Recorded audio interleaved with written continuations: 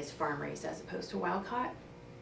Our third restaurant is right on campus, and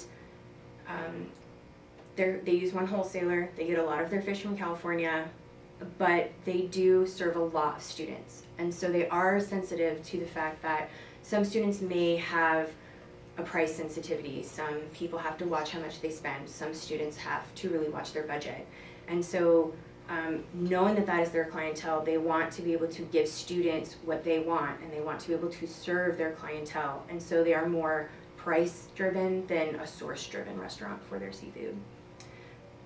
We asked restaurants, and both B and C did say that if they saw an increase in demand from students, they would definitely put more sustainable options on their menu.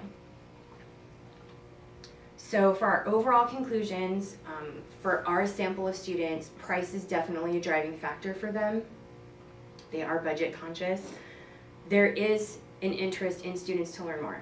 So even though some of our data suggested that for the overall price is more important than sustainability, there is still a population of the students that want to eat sustainably, they want to learn more about it, they're willing to pay more money for it if they need to.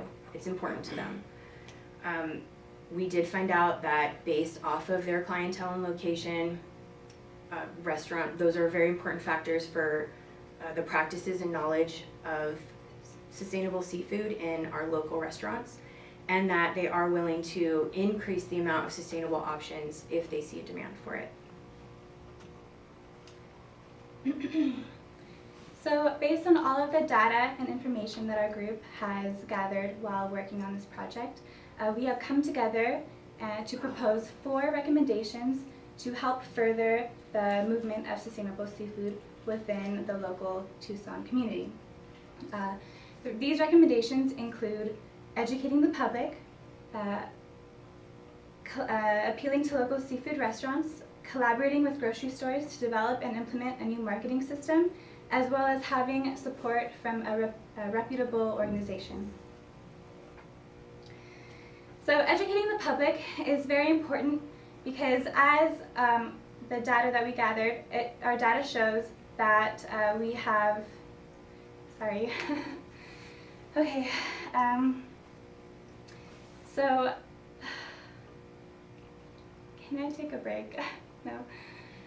Okay, so our data shows that there's a lack of knowledge. Thank you. And therefore a lack of interest for sustainable seafood. Yes, so we believe that if we are to successfully educate the public, we can increase the interest and the knowledge, therefore increasing the enthusiasm within the Tucson community with regards to sustainable seafood. So we would first start off by educating the public with conducting a survey among the 9 major areas in all across Tucson, which I will where I will elaborate on in the next slide. We then would offer incentives of free or reduced admission to local attractions, and then we would develop curriculum based upon our results.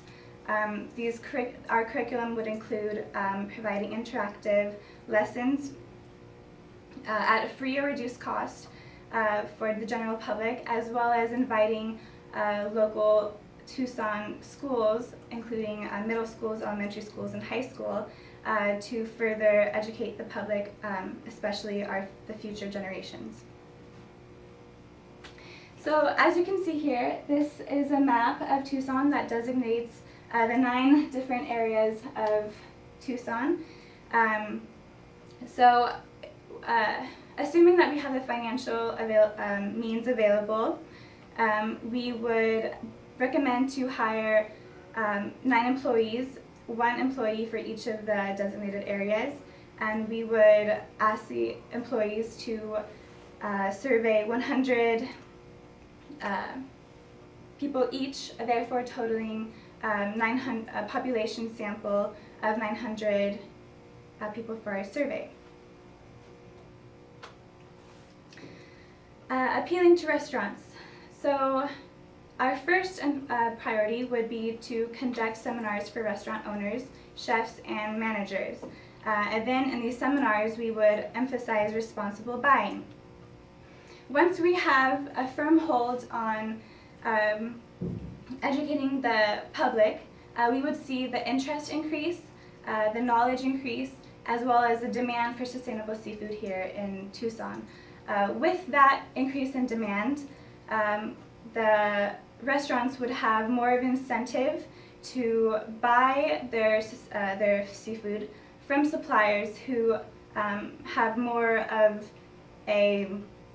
who make more sustainable decisions with their seafood. Then we would recommend to create a Tucson Seafood mobile app to further motivate these eateries. We understand that we live in a very technological, advanced world, and most people Keep their cell phone with them. Thank We're you. very technological, so we're seeing a lot of increase in apps, and it just would make sense to create something to where when you want to go out, when you want to buy seafood at a grocery store, when you want to go eat out at some sort of a restaurant, you don't really have to do that much research. That some app has been created and the research has already been done for you, so it makes the choice to eat sustainably a lot more easy. And therefore it'll make more popularity within the consumers for to be able to have that capacity to determine whether or not there's the restaurant they want to go to has those sustainable seafood options. So collaborating with grocery stores. Normally when one walks into a grocery store, there's only one section that offers seafood.